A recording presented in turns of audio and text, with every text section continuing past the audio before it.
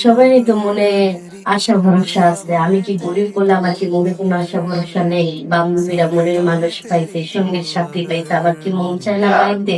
আমারও তো মন চায় আমি ভালোবাসার একটা মানুষ পাই, একটা জীবন সাথী পাই, একটা সংসার হোক। আমি কি গরিব বলে এগুলা কি আমার কি কোনো আশা নেই? আসসালামু আলাইকুম আপু। ওয়ালাইকুম আসসালাম। আপু, আপনার নাম কি? আমার নাম সুমাইয়া। কোথা থেকে এসেছেন? আমার দেশের বাড়ি বরিশাল। ওই জায়গা থেকে আমি আইছি। পরিবারে কে কে আছে আপু? পরিবারের কেউ নাই, মামুন মেয়ে আসছিল, মামুনের অত্যাচার করে আমার যৌতুকের জন্য বিয়া দিতে পারে না। পড়াশোনা কতটুকু আপু?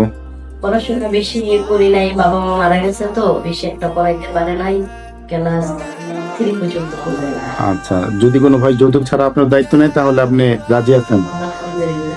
আপু, যদি কোনো বয়স্ক মানুষ আপনার দায়িত্ব নিতে চায় সেক্ষেত্রে? বয়স্ক বলতে ধরেন তার বয়স 40 বা 50। ভালোবাসার ভিতরে কোনো বয়স বা জোয়ান তাতে কোনো পার্থক্য নাই। ভালোবাসা সেটা বুঝে না, সমস্যা নেই। ঠিক আছে, অনেকে আছে যে বিবাহিত, আগের স্ত্রী আছে, সন্তান আছে, তারপরেও তার আরেকটা স্ত্রী প্রয়োজন, সে আরেকটা স্ত্রীর ভরণ পোষণ দিতে পারবে। এমন কোন মানুষ যদি আপনার দায়িত্ব নিতে চায়? সমস্যা নেই, একটা পুরুষ 7টা বিয়ে করতে পারে, কিন্তু সে ঘরে পোষক দিয়ে রাখতে পারে। সুপ্রিয় দর্শক, এই মুহূর্তে স্ক্রিনে যে এই নাম্বারটি দেখছেন, এই নাম্বারে ইমো এবং হোয়াটসঅ্যাপ দুটোই আছে। আপনারা যদি এই ফুটফুটে বোনটির দায়িত্ব নিতে চান যৌতুক ছাড়া, তাহলে আমাদের স্ক্রিনে দেওয়া নাম্বারে একটি স্ক্রিনশট পাঠিয়ে দিবেন, আমরা আপুর সাথে যোগাযোগ করে দিব। সবাই ভালো থাকবেন। আসসালামু আলাইকুম।